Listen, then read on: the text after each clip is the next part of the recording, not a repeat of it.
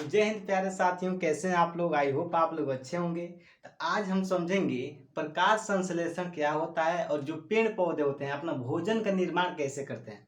पिछले लेक्चर में हम पोषण या जैव प्रक्रम के बारे में हम समझ लिए थे कि स्वपोषी पोषण क्या होता है, विषमपोषी पोषण क्या होता है। तो जो अगला लेक्चर है आज का, इसमें हम समझेंगे कि प्रकाश संश्लेषण क्या होता है, पेड़ पौधे अपने भोजन का निर्माण कैसे करते हैं। और देखिए, हमारे आँखों से जितने भी पेड़ पौधे दिखाई देते हैं वो प्रकाश संश्लेषण के द्वारा ही अपना भोजन का निर्माण करते हैं। लगभग 90 से 95% जो पेड़ पौधे होते हैं प्रकाश संश्लेषण के द्वारा ही अपना भोजन का निर्माण करते हैं। यहाँ तक सबको समझ में आ गया। अब देखिए, आपका आज का टॉपिक रहेगा प्रकाश संश्लेषण। क्या रहेगा? प्रकाश संश्लेषण, जिसका इंग्लिश होता है फोटोसिंथेसिस। क्या होता है? फोटोसिंथेसिस।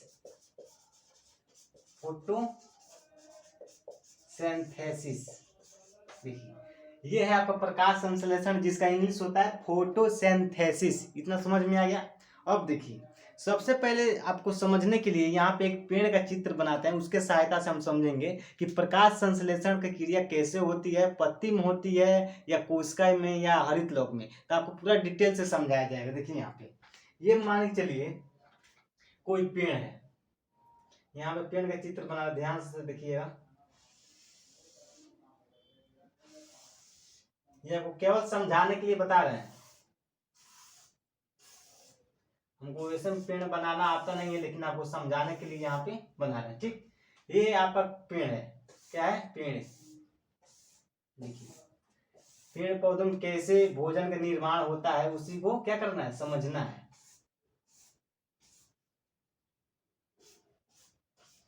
आपको दिखाई दे रहा होगा, यहाँ पे दिखाई दे रहा है अच्छे से। चलिए,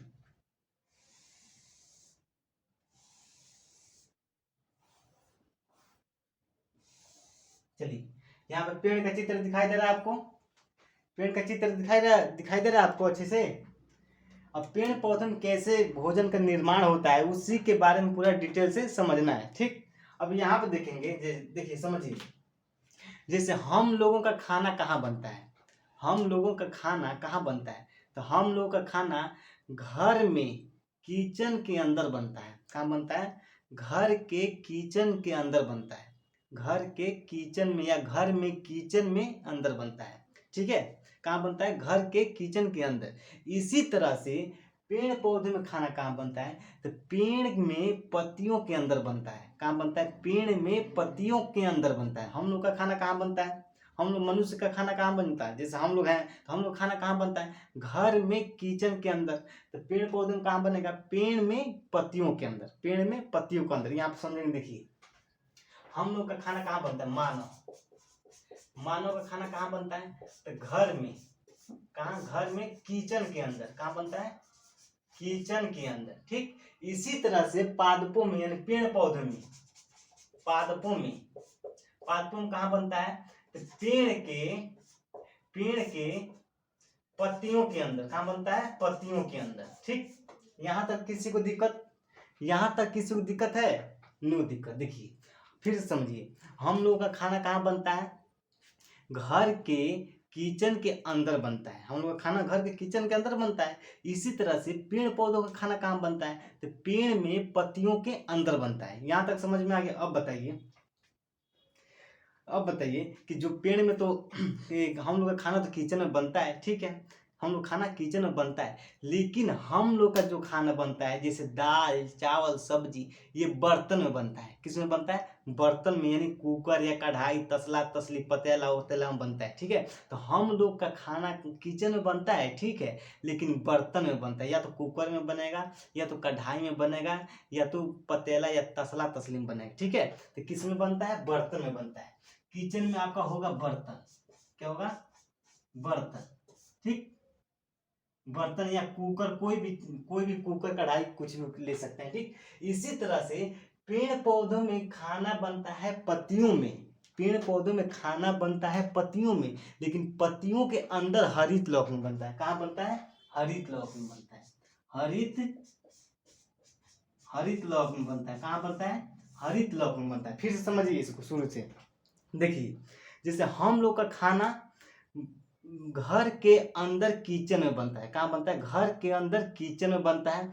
किचन में बनता है, ठीक है, लेकिन किचन में जो जैसे चावल दावल बनाना है तो आपको बर्तन में बनाना पड़ेगा, या तो कुकर में, या तो कढ़ाई या तसला में बनाना पड़ेगा। ऐसे ही तो घर के अंदर किचन के अंदर तसला या बर्तन में खाना बनता है। इसी तरह से पादपों में पत्तियों के अंदर खाना बनता है, लेकिन पत्तियों के अंदर हरित लवक में बनता है। किसमें बनता है? पत्तियों के अंदर हरित लवक में बनता है। यहाँ तक समझ में आ गया? फिर से देखिए, यहाँ पे पेड़ में क्या होता है? पत्ती। तो पत्ती के अंदर कहाँ बनता है? हरित लवक में बनता है। हम लोग का खाना कहाँ बनता है? घर के अंदर किचन होता है। किचन के अंदर जो बर्तन होता है, कुकर कढ़ाई, उसमें हम लोग का चावल दाल सब्जी बनता है। यहाँ तक समझ में आ गया? देखिए, यहाँ तक किसी को दिक्कत?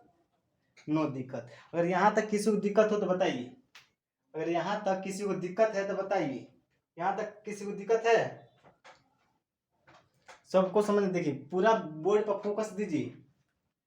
सबको समझ में आ गए यहाँ तक? अब देखिए, अब देखेंगे कि प्रकाश संश्लेषण के लिए क्या क्या होना जरूरी है। प्रकाश संश्लेषण के लिए क्या क्या होना जरूरी है। इसको मिटा दें हम, इसको मिटा दें। चलिए मिटाते हैं इसको मिटा देते हैं। आप लोग बहुत समझदार हैं, समझ लिए होंगे, ठीक है। अब देखेंगे कि प्रकाश संश्लेषण के लिए क्या क्या होना जरूरी है। प्रकाश संश्लेषण के लिए क्या क्या होना जरूरी है। तो सबसे पहले यहाँ पे देखेंगे कि CO2, वायुमंडल से क्या मिलता है आपका? CO2। वायुमंडल से क्या मिलता है आपका? CO2 मिलता है। और फिर से मृदा से क्या मिलता है? मृदा से आपका मिलता है खनिज लवण और जल। खनिज एवं जल H2O कहाँ से मिलता है? मृदा से मिलता है। फिर से प्रकाश यानी सनलाइट का भी जरूरत होती है प्रकाश संश्लेषण के लिए। चौथा का होता है क्लोरोफिल।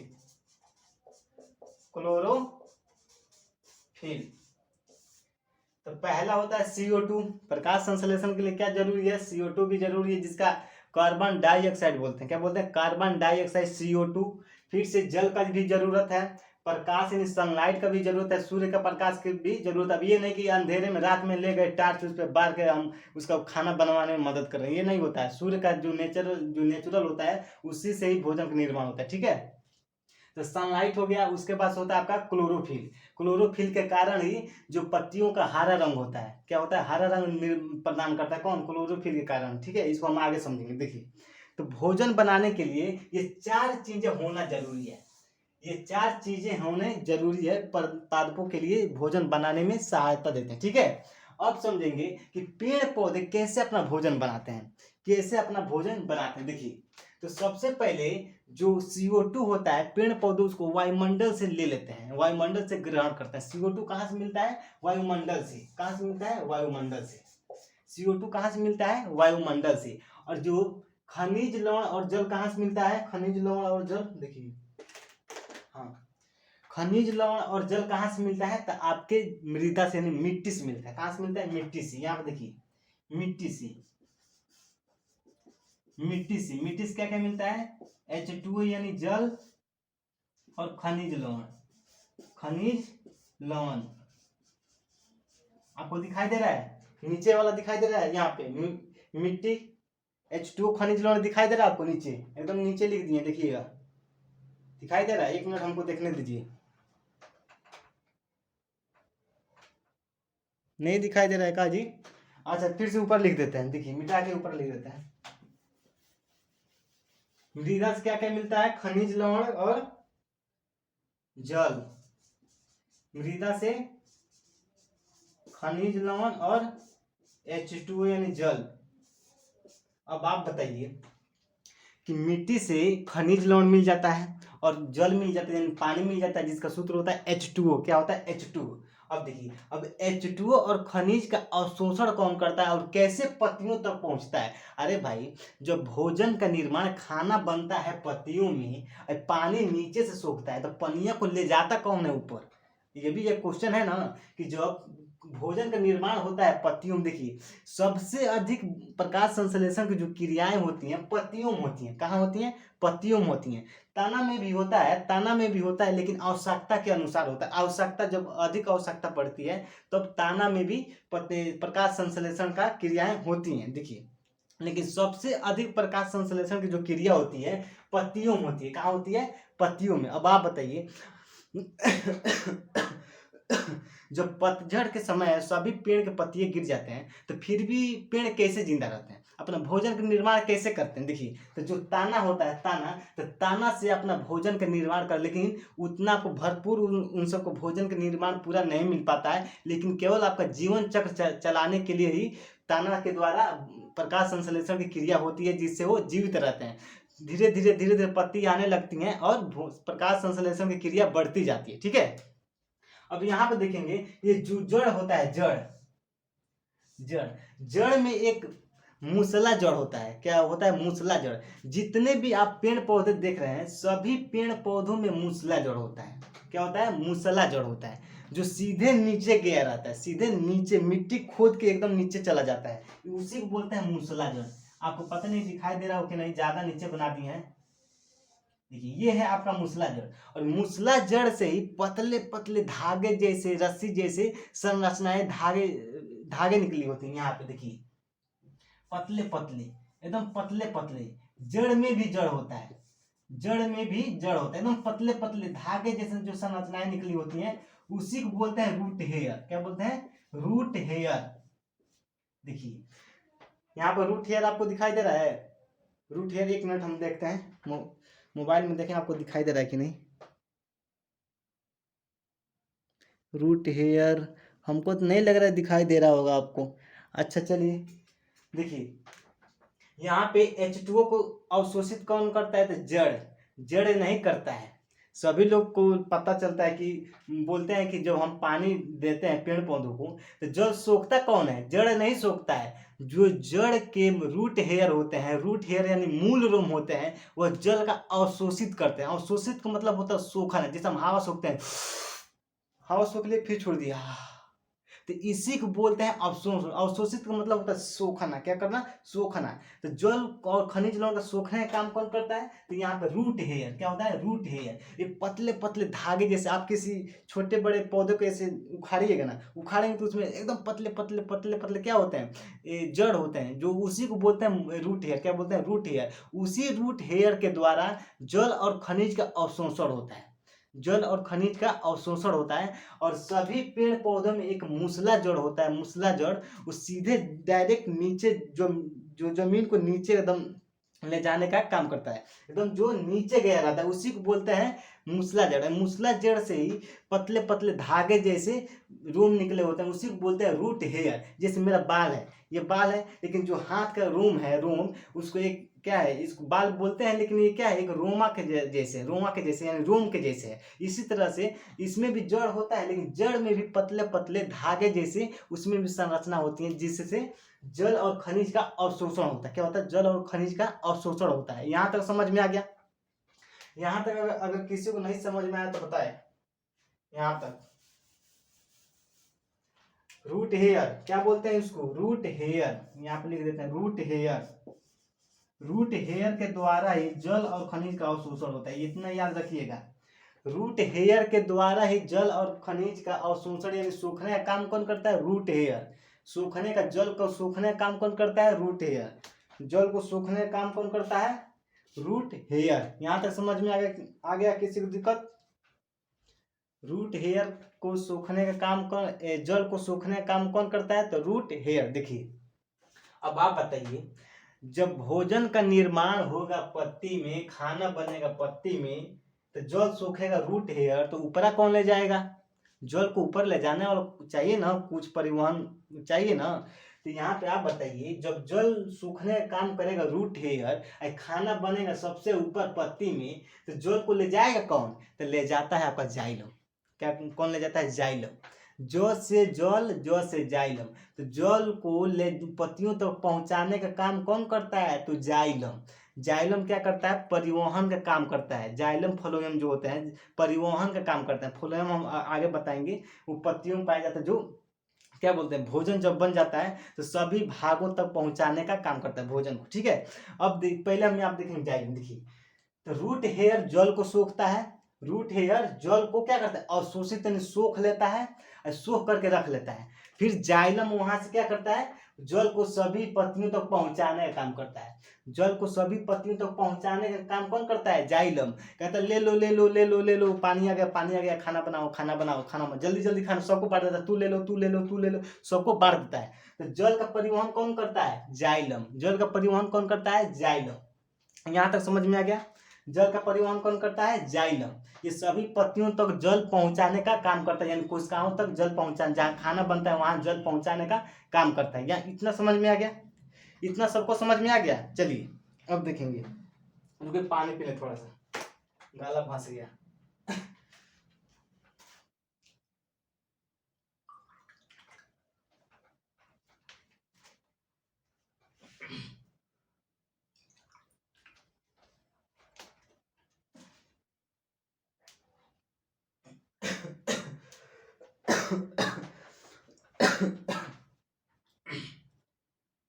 यहां तक सबको समझ में आ गया, यहां तक सबको समझ में आ गया। जल का परिवहन कौन करता है, जल को पत्तियों तक पहुंचाने का काम कौन करता है, तो जाइलम। क्या कौन करता है, जाइलम। यहाँ पे लिख देते हैं, देखिए जाइलम, जाइलम। जाइलम होता है जो जल को कहाँ ले जाता है, पत्तियों तक पहुंचाने का काम कौन करता है, तो जाइलम। जो से जल जो से जाइलम, जो से जल जो से जाइलम, जो से जल जो से जाइलम। यहाँ तक समझ में आ गया। अब देखिए, अब हम पूरा नीचे का पोर्शन समझ लिए कि खनिज लवण का सोखता कौन है, जल को सोखता कौन है, तो रूट हेयर। रूट हेयर जब सोख लेता है तो जल को ऊपर ले जाने का काम कौन करता है, पत्तियों तक कोशिकाओं तक पहुंचाने का काम कौन करता है, तो जाइलम। ठीक, अब पानी उन्हें सब पहुंचा दिए पत्तियों तक, कोशिका तक सब पानी उन्हें पहुंचा दिए। अब चलिए अब खाना बनाते हैं। अब पत्तियों में चलते हैं कि पत्तियों में खाना कैसे बनता है, पानी उन्हें सब वहां पहुंचा दिए। ठीक है, अब चलिए अब इसको मिटाते हैं। अब हम देखेंगे पत्ती में खाना कैसे बनता है। इसको मिटा दें सब, इसको मिटा दें। अब पत्ती में समझेंगे।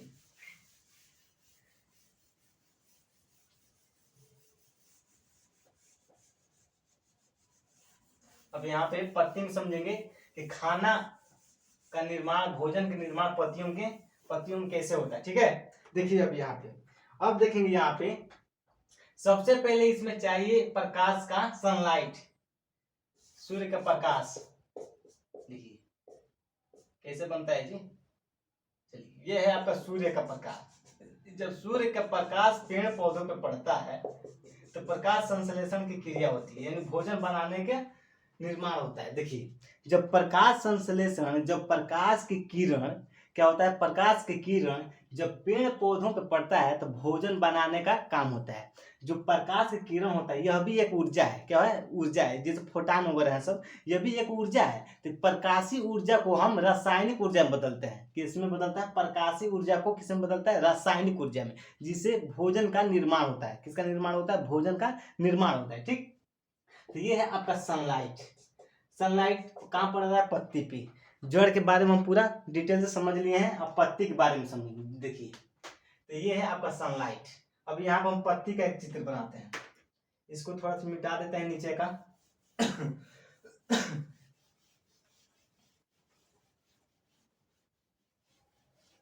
देखिए यहाँ तक दिखाई दे रहा है आपको, यहाँ पर पत्ती का चित्र बना रहे हैं, देखिएगा ये है आपका पत्ती। हमको पत्ती बनाना आता नहीं है लेकिन आपको समझाने के लिए बता रहा हूँ, ठीक है।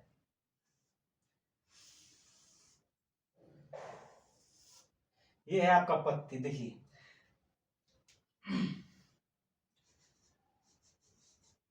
आपको पत्ती दिखाई दे रहा है।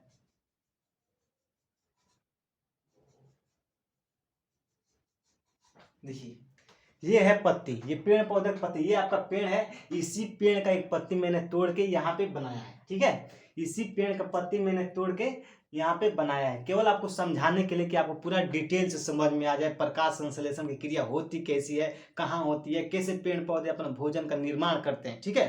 तो देखिए अब देखेंगे अब यहाँ पे देखेंगे कि पत्तियों में भोजन कहाँ बनता है। तो मैंने बताया है कि जैसे हम लोग का भोजन घर के किचन के अंदर बनता है, घर के किचन के अंदर बनता है। इसी तरह से पेड़ पौधों में, पेड़ में पत्तियों के अंदर बनता है, लेकिन हम लोग का किचन में बनता है, ठीक है, लेकिन बर्तन में बनता है, बर्तन में बनता है। इसी तरह से पत्तियों के अंदर हरित लौक होता है। क्या होता है? हरित लौक। उस हरित लौक में क्या होता है? भोजन का निर्माण होता है। ठीक है, तो हरित लौक के बारे में आप समझेंगे कि हरित लौक में आखिर खाना कैसे बनता है। ठीक है, इसको समझेंगे। देखिए, ये है आपका पत्ती। क्या है? पत्ती। अब इस पत्ती के अंदर आपका पाया जाता है मीसोफिल। क्या पाया जाता है? मीसोफिल। देखिए, टूटेगा काजी, बार बार वायर तार से। देखिए, यहाँ पे मीसोफिल होता है। क्या होता है? मीसोफिल। ये है आपका मीसोफिल। क्या है? मीसोफिल। ये एक सेल है। क्या है? एक सेल है। मीसोफिल क्या है? एक सेल है। इसी को बोलते हैं पर्णमध्योतक। क्या बोलते हैं? पर्णमध्योतक। इसको क्या बोलते हैं? पर्णमध्योतक। पर्णमध्योतक। देखिए, इसका इंग्लिश होता है मीसोफिल्स। क्या होता है? मीसोफिल। देखिए, मीसोफिल। मीसोफिल। देखिए, इसका हिंदी होता है पर्णमध्योतक, इसका इंग्लिश होता है मीसोफिल। क्या होता है? मीसोफिल, जो पत्ती के अंदर पाया जाता है। ठीक, अब इसी मीसोफिल के अंदर आपका होता है हरित लौक। क्या होता है? हरित लौक। देखिए, यहाँ पे इसी मीसोफिल के अंदर होता है आपका हरित लौक। देखिए, ये है आपका हरित लौक। क्या है? हरित लौक। ये आपका पूरा, देखिए यहाँ पे, ये आपका पेड़ है।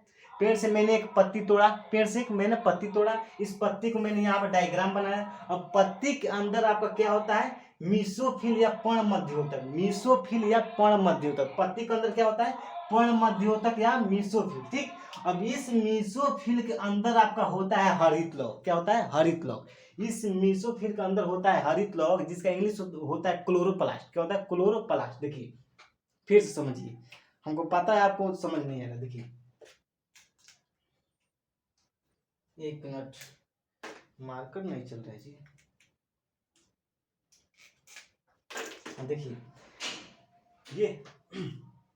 ये आपका एक पेड़, ये पेड़ दिखाई दे रहा है आपको। अब इस पेड़ में एक पत्ती है। देखिए, इस पत्ती की मैंने डायग्राम बनाया। अब इस पत्ती के अंदर होता है आपका पर्णमध्योतक। क्या होता है? पर्णमध्योतक। ये जो कोशिकाएं होती हैं, इसको मीसोफिल कोशिका भी बोलते हैं, मीसोफिल सेल्स भी बोलते हैं। ठीक, इस पर्णमध्योतक के अंदर हरित लौक होता है। पत्ती के अंदर क्या है? मीसोफिल। पत्ती के अंदर क्या है? मीसोफिल। मीसोफिल के अंदर है हरित लौक। क्या है? हरित लौक। यहाँ पे देखेंगे, पत्ती, पत्ती के अंदर क्या है? अब मीसोफिल। मीसोफिल, मीसोफिल के अंदर क्या है? हरित लौक। हरित लौक। देखिए, पत्ती के अंदर है आपका मीसोफिल। पत्ती के अंदर क्या है? मीसोफिल। ये है आपका मीसोफिल। ये आपका मीसोफिल है। और मीसोफिल के अंदर है आपका हरित लौक। ये जो ब्लैक वाला दिखाई दे रहा है, ये है आपका हरित लौक। अब इसी हरित लौक में देखना है कि भोजन का निर्माण कैसे होता है, हरित लौक का संरचनाएं कैसी होती हैं, इसमें कौन कौन सा पदार्थ होता है, तो भोजन का निर्माण कैसे होता है, तो इसी के बारे में पढ़ना है, इसी हरित लौक के बारे में पढ़ना है। ये देखिए कितना अंदर है, हरित लौक कितना अंदर है। पहले पेड़ में, पेड़ के अंदर पत्ती में, पत्ती के अंदर है आपका मीसोफिल, मीसोफिल के अंदर है हरित लौक। अब हरित लौक के अंदर पढ़ेंगे कि उसमें क्या क्या संरचनाएं होती हैं और कैसे कैसे भोजन का निर्माण होता है। ठीक, अब यहाँ पर देखेंगे हरित लौक के बारे में। यहाँ तक सबको समझ में आ गया? इसको मिटाते हैं। देखिए, इसको मिटा दें, इस पेड़ को हम मिटा देते हैं। यहाँ पे देखिए, अब आपका चित्र बनेगा हरित लौक।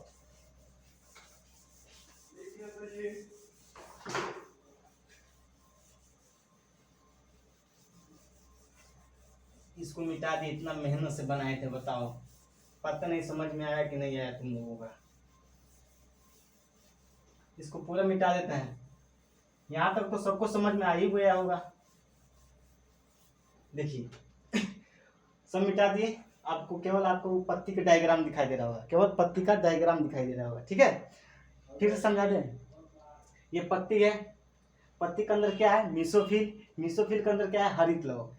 पेड़ के अंदर क्या होता है, पत्ती, पत्ती के अंदर होता है मीसोफिल, मीसोफिल के अंदर होता है, मीसोफिल के अंदर क्या होता है, हरित लौक। ठीक है, इस मीसोफिल के हिंदी होता है पर्णमध्योतक, पर्णमध्योतक। ठीक है, अब यहाँ समझेंगे हरित लौक के बारे में। देखिए अब ये हरित लौक को हम इसको ओकाच करके यहाँ खूब बड़ा का बनाते हैं। क्या बनाते हैं, खूब बड़ा बनाते हैं। ये जो हरित लौक है, ये जो आपका हरित लौक है छोटा यहाँ पे है, अब इसको हम क्या करते हैं, इसको ओकाच करके यहाँ पे खूब बड़ा बना देते हैं, खूब बड़ा बना देते हैं। देखिए आपका हरित लौक हम कितना बड़ा बना रहे हैं, देखिए ये है आपका हरित लौक। स्मार्ट बोर्ड होता तो चित्र बनाने की आवश्यकता ही नहीं पड़ती। देखिए ये है आपका हरित लौक। देखिए इसी हरित लौक हम यहाँ से क्या किए, ओकाच करके यहाँ खूब बड़ा बना दिए। ठीक है, यहाँ तक समझ में आ गया। इसको और देखिए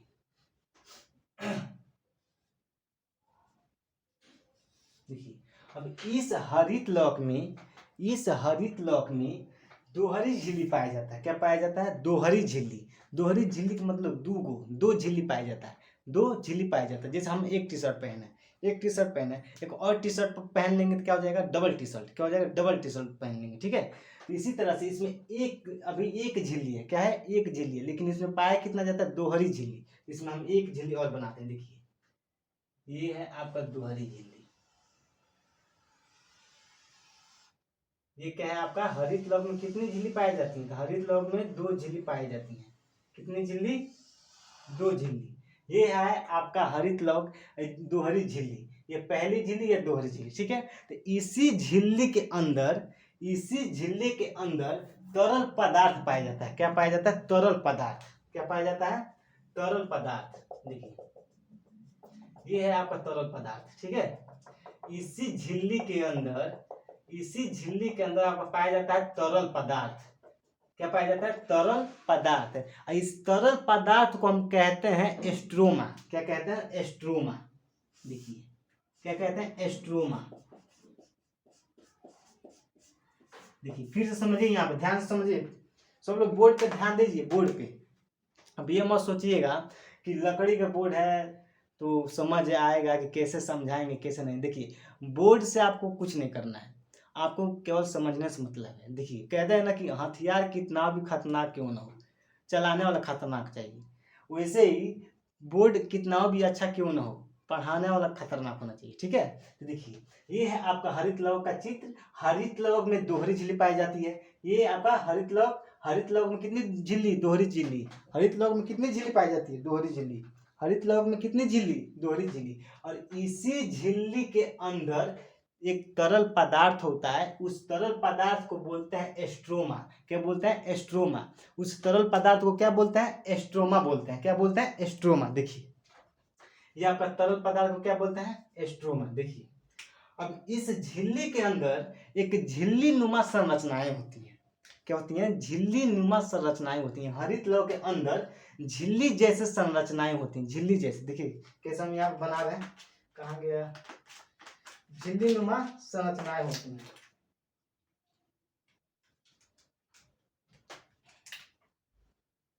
किससे बनाए, चलो ब्लैक से बनाते हैं। झिल्ली नुमा संरचनाएं होती हैं, ध्यान से समझिएगा। यहाँ पे ये आपके झिल्ली नुमा संरचनाएं होती हैं। ठीक, एक यहाँ भी है।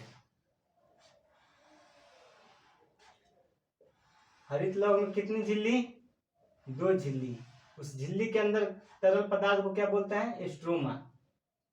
इसी एस्ट्रोमा में क्या होता है, झिल्ली युक्त संरचनाएं होती हैं, यानी झिल्ली जैसे संरचनाएं पाई जाती हैं। क्या पाई जाती हैं, झिल्ली जैसे संरचनाएं। जो संरचनाएं इस प्रकार से होती हैं, देखिए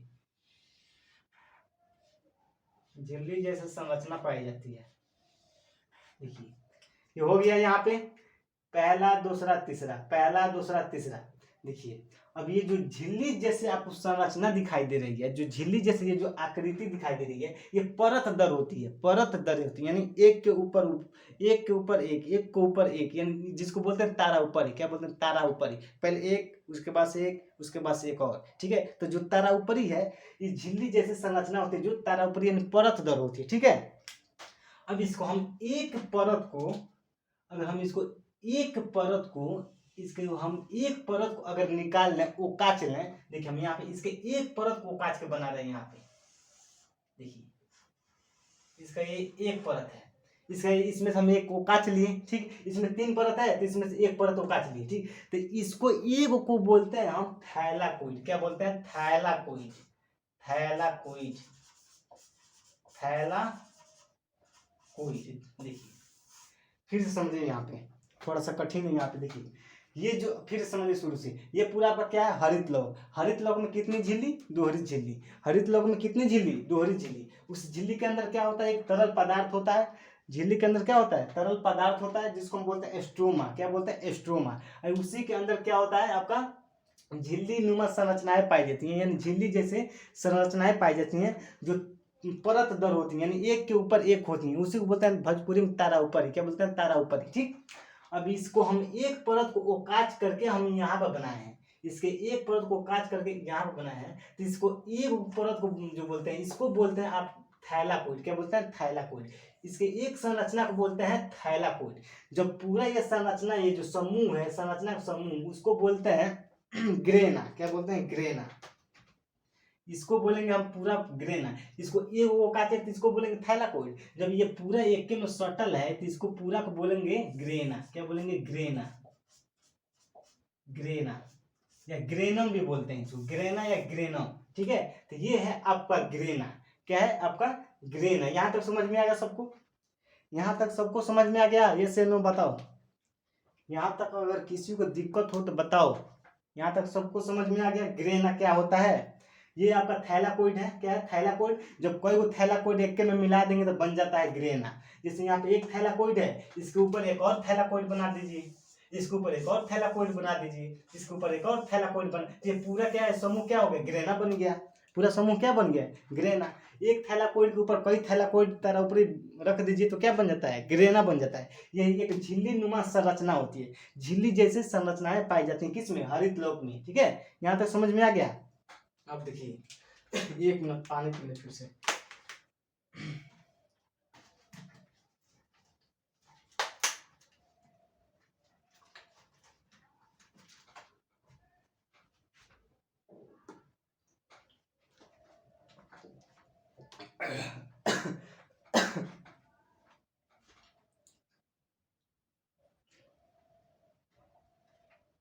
अब देखिए, अब समझिए, यहाँ तक सबको समझ में आ गया। अब इसमें कितना ग्रेना है? तो 3 ग्रेना। एक ये है, एक ये है, एक ये है। कितने ग्रेना? 3 ग्रेना। कितने ग्रेना? 3। एगो यहाँ पे है, एगो यहाँ पे है, एगो यहाँ पे है। तो इस ग्रेना को जोड़ने के लिए एक संरचना बनती है। क्या बनती है? एक संरचना। ग्रेना को आपस में जोड़ने के लिए एक संरचना बनती है। देखिए जिस, जैसे मान के चलिए इस ग्रेना को जोड़ दिए इससे, ये आपस में तीनों जुड़े रहते हैं, तीनों आपस में जुड़े रहते हैं। ये इससे जुड़ा रहता है। देखिए तो जो जोड़ने वाली संरचना बन रही है, जो आपस में जोड़ने वाली जो संरचना बन रही है, ये जो डंडी जैसे जो संरचना बन रही है यहाँ पे, ये इसको हम बोलते हैं, इसको हम क्या बोलते हैं? एस्ट्रोमल लैमिले। क्या बोलते हैं? एस्ट्रोमल लैमिले। ये जो जोड़ने वाली, तीनों ग्रेना को आपस में जोड़ने वाली जो संरचनाएं बनती हैं, उसी संरचना को बोलते हैं एस्ट्रोमल लैमिले। क्या बोलते हैं? एस्ट्रोमल लैमिले। देखिए यहाँ एस्ट्रोमल, एस्ट्रोमल दिखाई दे रहा है जी? मार्कर नहीं चल रहा है यार।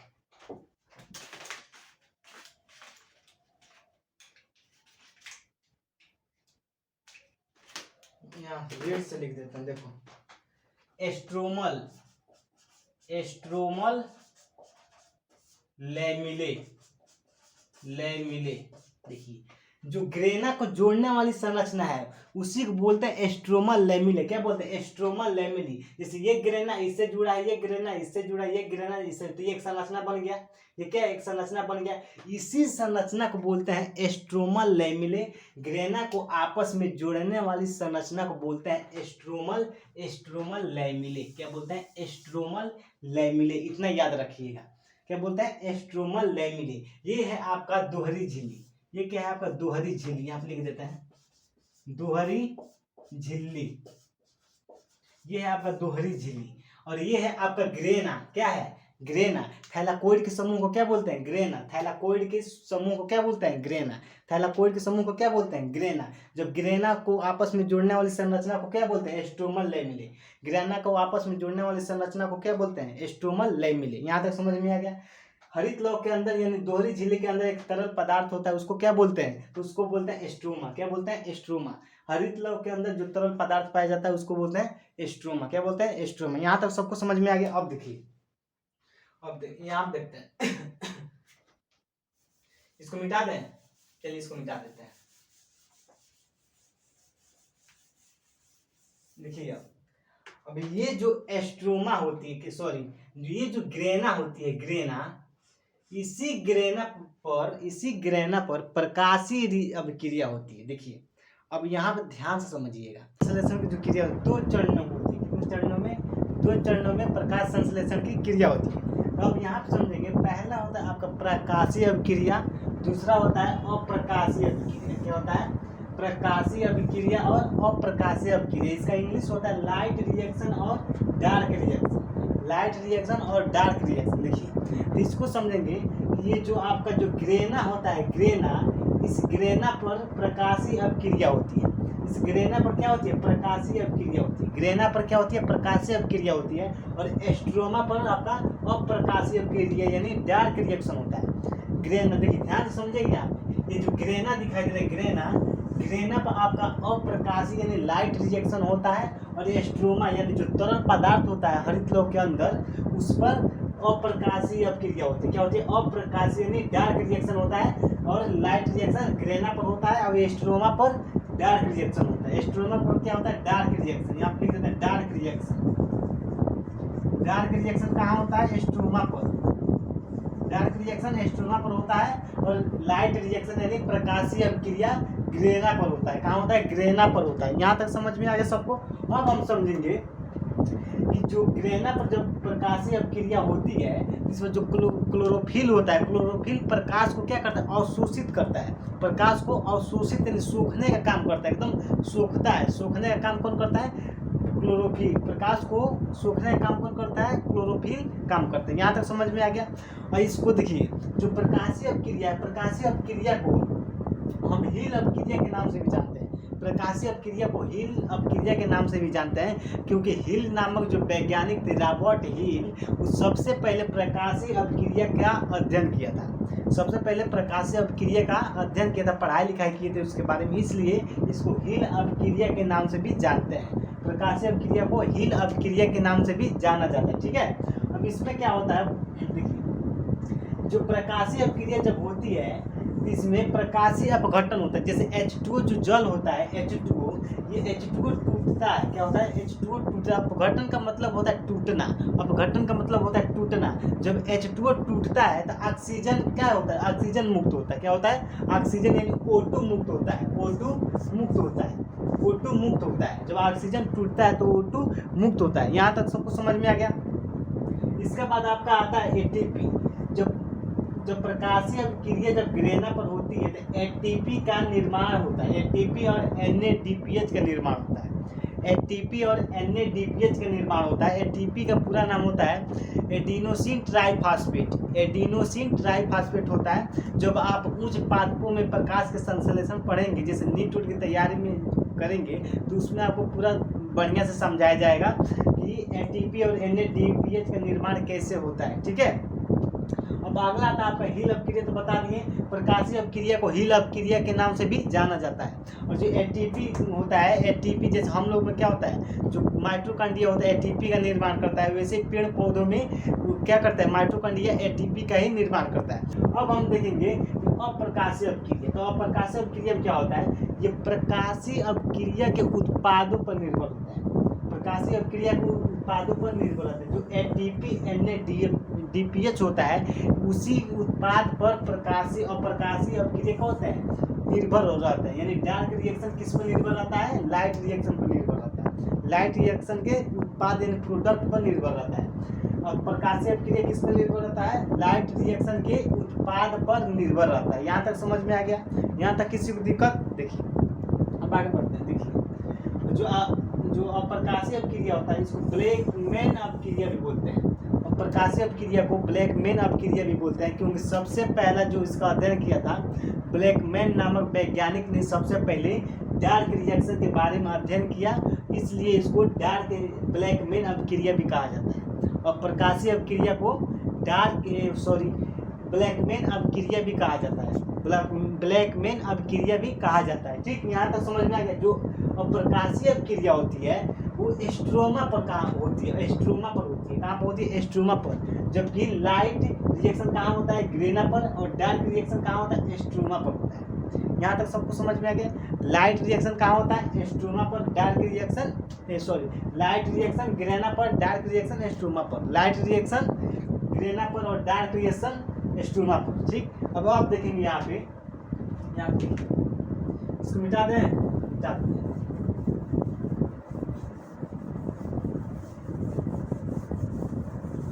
यहाँ पे समझेंगे कैसे। देखिए, वायुमंडल से CO2 मिलता है, वायुमंडल से CO2 मिलता है। कहाँ से? वायुमंडल से। ठीक, आग से। H2O यानी जल कहाँ से मिलता है? मृदा से। कहाँ से मिलता है? मृदा से। ये दोनों मिलकर क्या बनाता है? ग्लूकोज। किसकी उपस्थिति में? प्रकाश संश्लेषण, सनलाइट। और क्या होता है?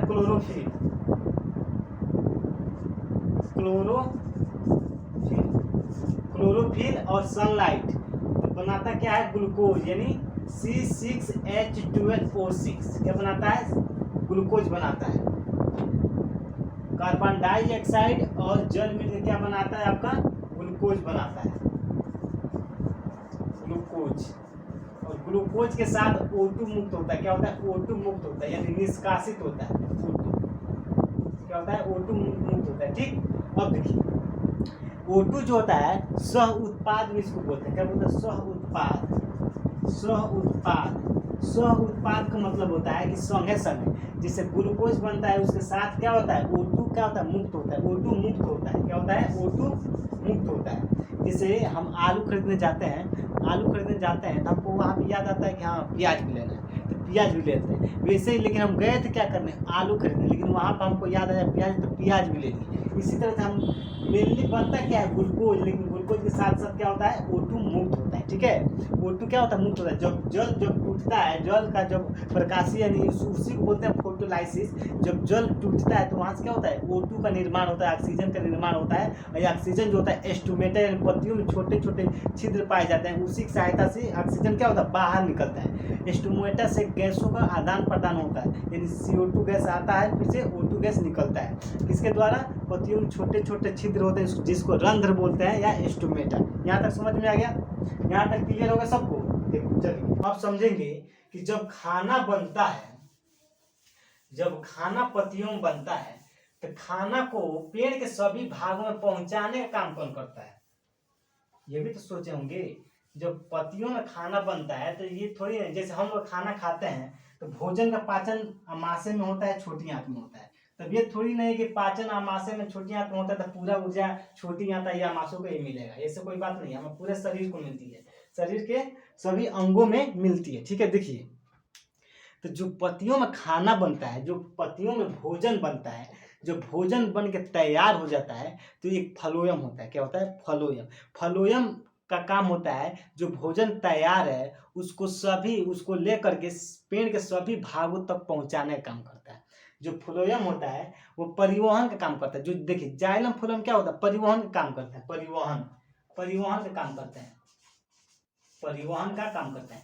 जैसे फ्लोएम जो होता है, फ्लोएम जोमेटो का काम करता है। एक तरह से देखें तो फ्लोएम जोमेटो का काम करता है। जोमेटो जो खाना पहुंचाते हैं, आप ऑर्डर कर देते हैं ऑनलाइन, जो खाना पहुंचाते हैं बाइक से झोला में टांग करके, तो वैसे ही फ्लोएम होता है। फ्लोएम भी क्या करता है? जोमेटो की तरह काम करता है। जोमेटो की तरह जब खाना बन जाता है, जब पूरा खाना बन जाता है पत्तियों में, तो क्या करता है?